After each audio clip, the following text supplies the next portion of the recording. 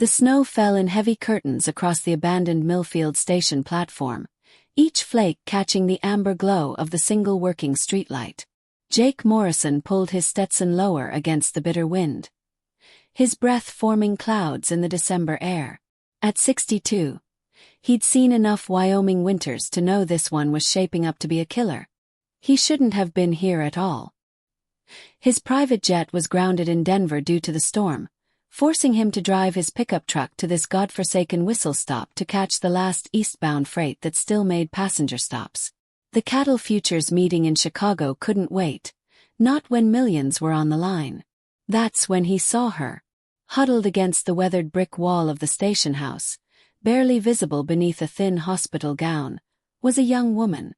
Her lips were blue, her dark hair matted with snow, and her bare feet were already showing the telltale white patches of frostbite. Most shocking of all was the hospital bracelet on her wrist and the 4 ports still taped to her arm. "Jesus Christ," Jake muttered, rushing to her side. Ma'am, can you hear me?" Her eyes fluttered open, striking green eyes that seemed to hold depths of intelligence despite her weakened state. "Please," she whispered through chattering teeth. Don't take me back." Jake shrugged off his heavy coat and wrapped it around her trembling form. "Back where? What happened to you?" "The clinic," she managed between gasps. "Dr. Hartwell. He's not what people think." Before Jake could ask more questions, the distant rumble of an engine cut through the storm. Headlights swept across the platform as a black SUV with tinted windows pulled into the station parking lot.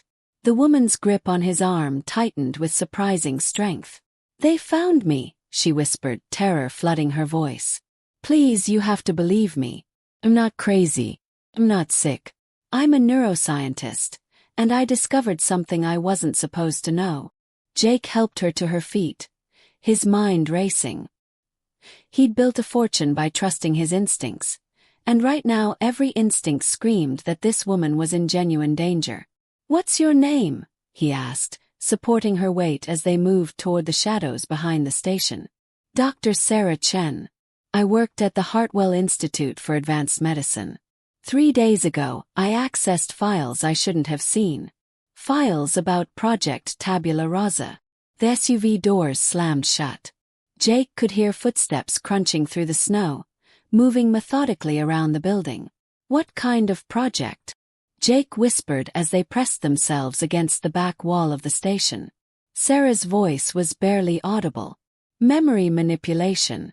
They've been erasing and implanting memories in patients for years. Politicians, whistleblowers, journalists. Anyone who posed a threat to certain interests. The psychiatric treatment is just a cover." "That's impossible." "I have proof. Hidden in a safe deposit box in Denver. Bank surveillance footage of patients going in lucid and coming out as completely different people. Dr. Hartwell has been selling his services to the highest bidders." A flashlight beam swept past their hiding spot. Jake could hear voices now. Calm, professional, discussing search patterns like they were hunting an animal. "Why should I believe you?" Jake asked, though something in her eyes had already convinced him. Sarah reached into the pocket of his coat and pulled out a small flash drive. "Security footage from the Institute. Watch it when you get somewhere safe. But right now we need to run." The beam of light swung closer. Jake made a decision that would change both their lives forever.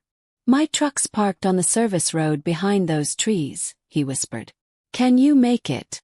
Sarah nodded, though she was clearly running on adrenaline alone. They crept along the back of the building, using the storm as cover. Jake's mind was already working ahead. His ranch was isolated, secure, and off any grid these people might be monitoring.